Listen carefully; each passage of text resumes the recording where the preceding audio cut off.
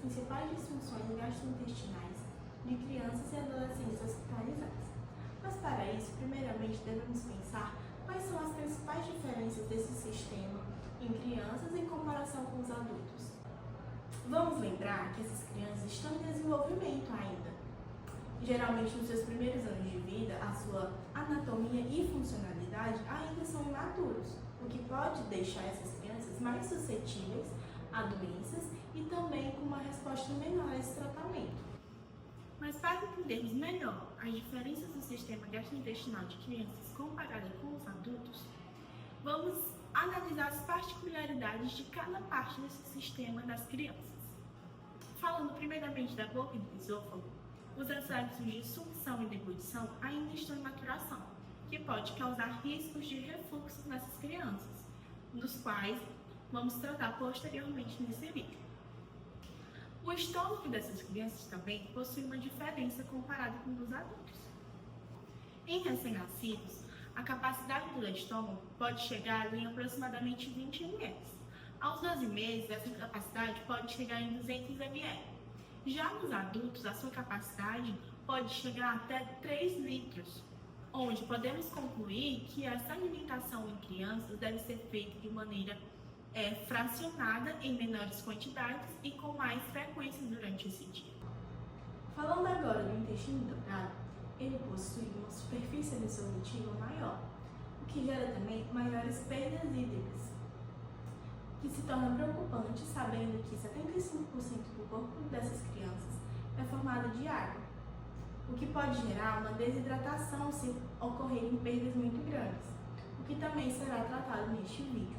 Sobre a microbiota intestinal e o sistema imunointestinal, que sabemos ainda que estão em desenvolvimento, que estão em maturação, que ainda receberão anticorpos, nós podemos imaginar que este corpo infantil também estará mais suscetível a infecções intestinais, enterais, nesse trato gastrointestinal. A partir disso, podemos abordar sobre a gastroenterite infantil, que é uma inflamação do trato gastrointestinal manifestada por diarreia aguda, que geralmente ocorre entre 3 ou mais evacuações dentro de 24 horas, acompanhada também de outros sintomas, como vômitos, febre alta e dores abdominais.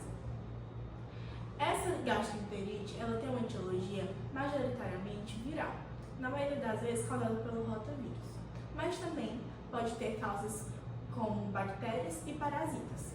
O quadro clínico típico de crianças com gastroenterite apresenta uma diarreia volumosa, líquida e até em casos mais graves com sangue. Apresenta também dores abdominais, vômitos, febre e sinais de letargia e também em casos graves a desidratação. Sua duração pode ser classificada como aguda quando não ultrapassa de 14 dias. Ela pode ser prolongada quando dura de 14 dias a 30. E ela pode ser considerada crônica quando supera 30 dias de duração. Na avaliação clínica desse paciente, devemos analisar a frequência das evacuações, como elas se apresentam, se esse paciente ele está se alimentando bem, como é que está a sua hidratação, a história clínica desse paciente pregressa, quais são as condições desse paciente, a perfusão sanguínea, como está seu peso, se ele está abaixo do peso. Então, devemos analisar todo de forma holística essa criança para saber a situação atual. Os sinais de alerta desse quadro clínico se apresentam a partir de letargia, convulsões, incapacidade de ingerir líquidos, sangue nas fezes, vômitos persistentes, uma duração prolongada dessas fezes, dessa diarreia no caso, e também por sinais de choque. A principal prevenção contra uma gastroenterite de etiologia viral é a vacinação contra o rotavírus. Como já dito no vídeo, o aleitamento materno também é um pilar principal para a prevenção dessas gastroenterites.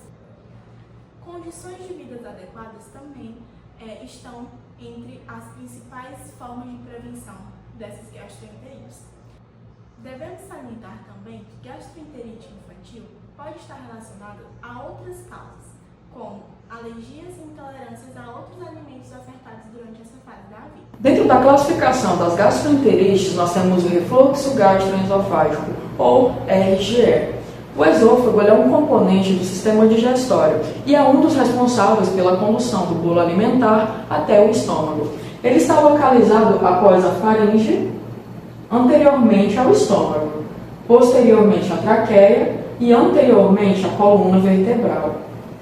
O esôfago ele vai medir aí aproximadamente de 25 a 33 centímetros em um adulto. E ele conta ainda com a presença de dois esfíncteres, o esfíncter esofágico superior e o esfíncter esofágico inferior. E quando é que o refluxo ocorre?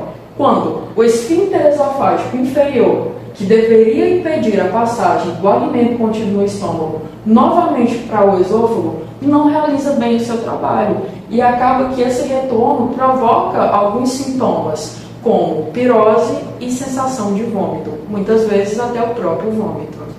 E quando é que o refluxo ele vira alvo de preocupação? Especialmente quando ele começa a ocorrer de forma regular e traz um agravamento dos sintomas de refluxo fisiológico, ou seja, para além da pirose, da azia, do vômito e das náuseas, ele pode trazer uma ulceração na parte inferior do esôfago devido ao contato desse tecido constantemente com o suco gástrico e a dificuldade do paciente na ingesta de alimentos devido à dor provocada por essa ulceração. Quando isso ocorre e ele não é mais o refluxo fisiológico, ele passa a ser considerado a doença do refluxo gastroesofágico, ou DRGE. E o que é um refluxo considerado fisiológico? É um refluxo situacional, ou seja, quando o paciente consome muitos alimentos e vai se deitar, dependendo do decúbito em que ele estiver, pode ter sim uma facilidade de maior regurgitação, ou mesmo quando ele faz o consumo de muitos alimentos ácidos, o que faz com que o suco gástrico se torne ainda mais ácido e a porcentagem das chances de prevalência desse refluxo aumentam consideravelmente. Em relação aos lactentes, a maioria dos refluxos são considerados fisiológicos. Isto porque muitas vezes nós associamos a própria imaturidade do sistema digestório nessa faixa etária. Ou seja, como é um sistema que ainda está em desenvolvimento, ele pode não efetuar sua função muito bem, o que torna essas regurgitações comuns. E quando é que a gente vai notar que há alguma normalidade ali? É quando a mãe desse bebê chegar à sua UBS e você notar alguns critérios básicos na observação, até mesmo durante a inspeção, na anamnese, certo? A gente vai observar se essa criança apresenta dificuldade de ganho de peso, apresenta um baixo peso, se ela tem características de anemia, se ela apresenta algum tipo de irritação durante a alimentação, ou mesmo se ela possui sinais da síndrome de Sandler. E o que é essa síndrome? É quando ele apresenta algumas posturas consideradas anormais, como o arqueamento da cabeça, do pescoço ou mesmo das costas. E isso tudo reflexo do incômodo causado pelo refluxo gastroesofágico. Muitas vezes, quando aparecem esses sintomas, já está em nível bem agravado. Por exemplo, já se enquadra como doença. Por quê? Porque provavelmente teremos ulcerações nesse esôfago. Quanto ao tratamento do refluxo em lactentes, é sempre preferível que as primeiras medidas adotadas sejam não farmacológicas, ou seja, medidas que não envolvam medicações. Essas medidas não farmacológicas girarão primordialmente em torno de 2 pontos: alimentação e posicionamento desse lactente. Quanto à alimentação, vamos orientar que haja um espessamento dos alimentos dados a essa criança, com o objetivo de que seja mais dificultoso para esse alimento retornar ao esôfago, visto que líquidos têm mais facilidade para que isso ocorra. Quanto ao posicionamento, é orientar a esse pai e mãe que mantenha esse bebê, esse lactente, com a cabeceira do berço elevada, mantendo ele em posição supina. Percebam que esse retorno fica mais dificultado devido à ação da própria gravidade e que mantenha ele ao deitar também, se não quiser mantê-lo em posição supina nesse momento, for um momento aí da hora de um cochilo, por exemplo, mantê-lo em posição de decúbito lateral esquerdo. Por que esquerdo? Devido ao próprio posicionamento do estômago, à própria anatomia. Quando a gente mantém esse lactente em decúbito lateral esquerdo, o conteúdo gástrico ele fica em repouso, não necessariamente em contato com o esôfago, uma vez que ele estará localizado majoritariamente aqui nessa parte inferior. Quando a gente faz o decúbito errado, que no caso, errado para evitar o refluxo, que seria voltado para o lado direito, o conteúdo gástrico fica em constante contato com o esôfago, o que pode facilitar esse refluxo.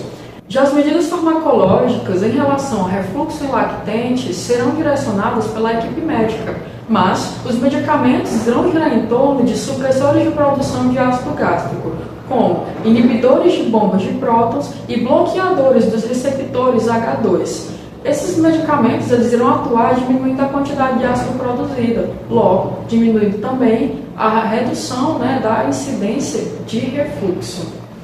Quanto ao refluxo em crianças maiores de 2 anos e em adolescentes até 17, seus 18 anos, os sintomas eles serão extremamente semelhantes aos sintomas prevalentes em adultos, como pirose, sensação de náusea, vômito. Em quadros mais agravados, a gente vai ter as ulcerações, dificuldade de ingesta de alimentos.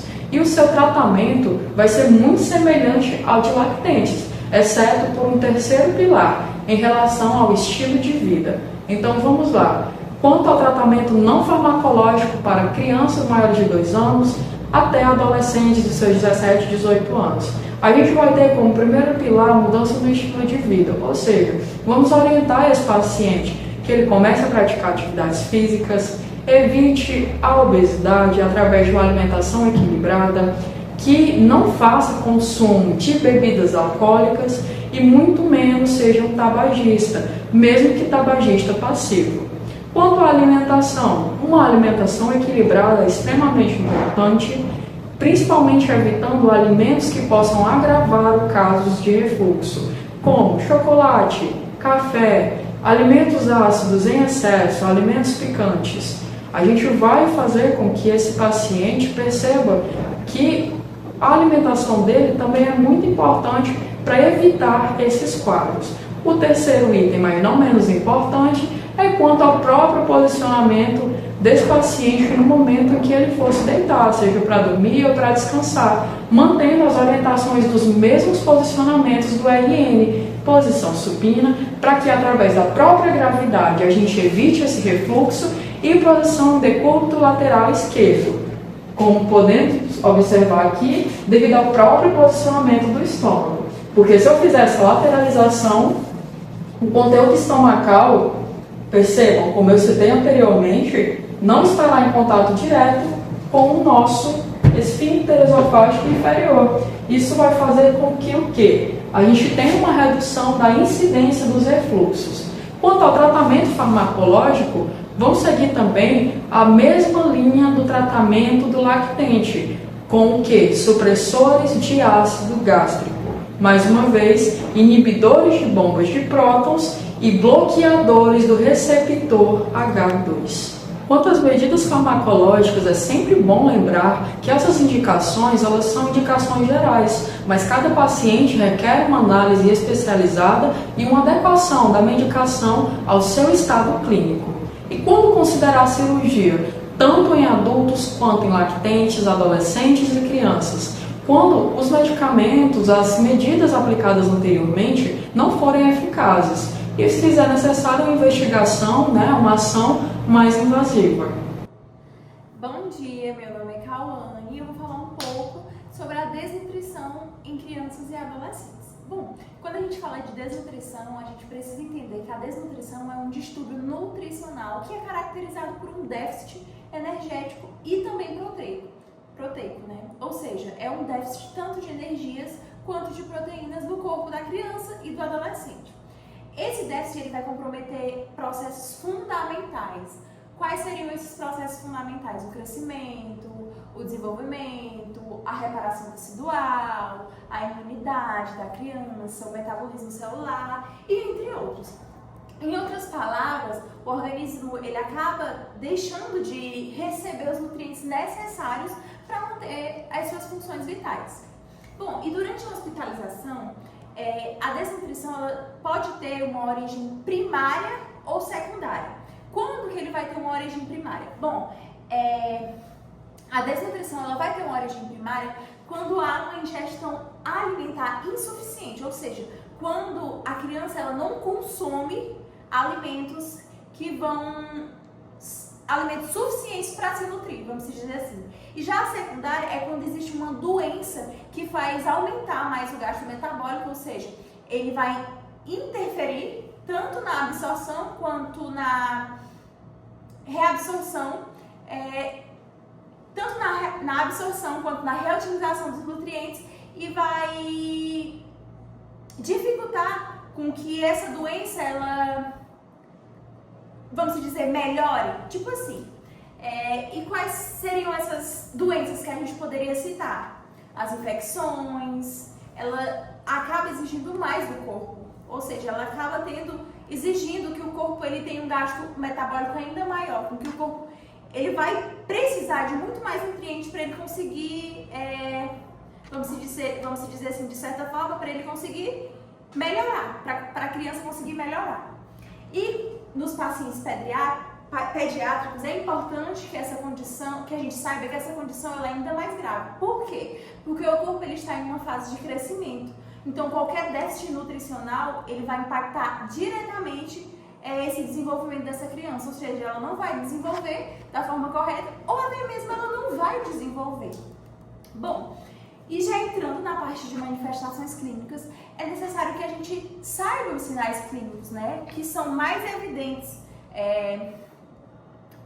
em crianças e também em adolescentes, que são a perda de peso, a hipotrofia, a apatia, a palidez, os cabelos opacos, a pele seca, enfim. Mas o que preocupa mesmo é alguns efeitos sistêmicos que são ocasionados também por essa desnutrição, né? Quais seriam esses efeitos sistêmicos? O primeiro é o comprometimento imunológico, ou seja, a criança ela acaba sendo mais suscetível a contrair infecções, a contrair doenças gastrointestinais, enfim, a cicatrização lenta, principalmente em queimaduras. Quando o corpo ele está sem nutrientes, ele acaba demorando mais a cicatrização, vamos dizer assim. O atraso e na recuperação pós-cirúrgica, ou seja, uma criança passa por uma cirurgia e ela está com um sistema imunológico ruim, está com a imunidade baixa, ela acaba demorando ainda mais para ficar boa após essa cirurgia, enfim. E o risco também de mortalidade, né? Porque o bebê, a criança, ela é mais frágil. E quando ela está desnutrida, né, sem nutrientes, ela acaba contraindo infecções, como eu falei, contraindo outras doenças e acaba suscetível à morte. Bom, agora falando um pouco sobre desidratação. É necessário que a gente entenda que a desidratação ela é definida como a redução anormal do volume de água e eletrólitos presentes no nosso corpo. E a desidratação ela está entre as principais emergências pediátricas. Ela pode ser classificada também em 3 aspectos. Quais seriam esses 3 aspectos? Ela pode ser classificada como isotônica, hipertônica e hiportônica, que ela vai ser classificada de acordo com o tipo de perda que houve, né, nessa criança, de acordo com o tipo de perda, tanto de água quanto de eletrólitos que essa criança teve. Nos ambientes hospitalares, quando a gente fala de hospitalização, a gente precisa entender quais aspectos estão frequentemente relacionados à desidratação. A gente pode começar citando os episódios de diarreia e vômito, que a criança necessariamente ela acaba perdendo mais, ela acaba tipo assim não conseguindo de certa forma fazer a digestão correta, a digestão, vamos dizer assim, como é que eu posso falar? A quantidade certa, vamos dizer assim. Outro aspecto que a gente pode falar, que a gente pode citar, né, é a febre persistente, o uso de diuréticos, a recusa alimentar, a baixa ingestão de líquidos, enfim, e entre outros. A gente também precisa entender que as crianças e os adolescentes, eles são mais vulneráveis porque eles possuem uma maior proporção de água corporal no corpo. Ou seja, o que faz com que essa perda ela acaba sendo rapidamente progredindo para um caso grave, vamos dizer assim. E quando a gente fala, já entrando um pouco nas manifestações clínicas, quando a gente fala de manifestações clínicas da desidratação, a gente precisa entender alguns dos sinais mais comuns, né, mais clássicos que a gente poderia citar. Quais seriam esses sinais? As mucosas, elas ficam mais, vamos dizer, ressecadas, os olhos eles ficam mais fundos, a vista ela fica mais espantada, a pele ela fica mais irritada, a criança ela fica muito mais sonolenta, porque ela tá fraca, né? Ela tá desidratada, ocasionalmente ela vai ficar fraca.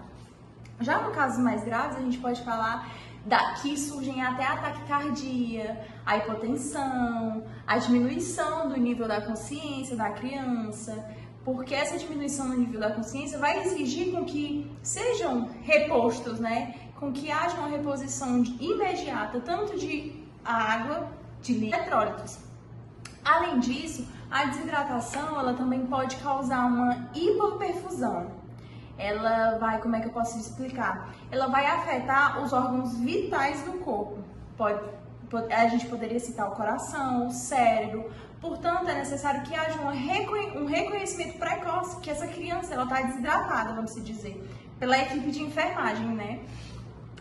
Quando a gente fala de equipe de enfermagem, a gente precisa também citar o papel da enfermagem em tudo isso, tanto na desidratação quanto na desnutrição, né? Visto que o enfermeiro, ele é aquele primeiro contato que a criança tem, que o paciente tem, né? Seja criança, adolescente, enfim. Ele é aquele primeiro contato e ele é aquele contato mais próximo, vamos dizer. A enfermagem, ela vai exercer um papel central e também cirúrgico em tudo isso.